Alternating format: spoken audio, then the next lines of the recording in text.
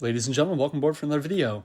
Usually I don't talk during videos, and I only talk if something interesting happens, so you can probably surmise that I'm talking because something interesting happened.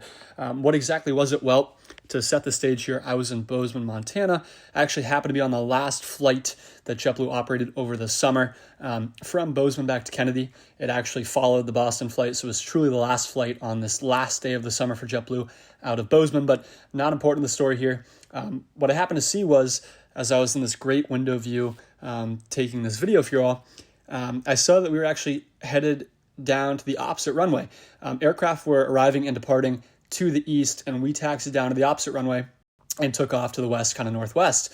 And what you see here is something that happens infrequently, not totally rare, but doesn't happen all the time, as you see actually an aircraft taking off in the opposite direction of the predominating traffic at a field. So why might that be the case? There can be a few different reasons, but what I suspect was going on today, it was a pretty full plane.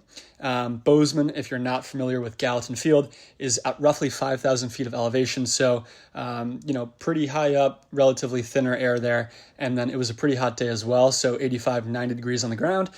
So that, leads to a pretty steep density altitude.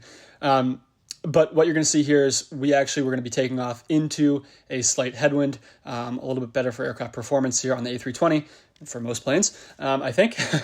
But that is what you're going to see. Those aircraft that were kind of arriving and departing in the opposite direction, which was everyone else at the field at that time, they were landing or taking off with a slight tailwind, which is definitely permissible depending on, its speed. So kind of a cool thing. It happens a lot in aviation.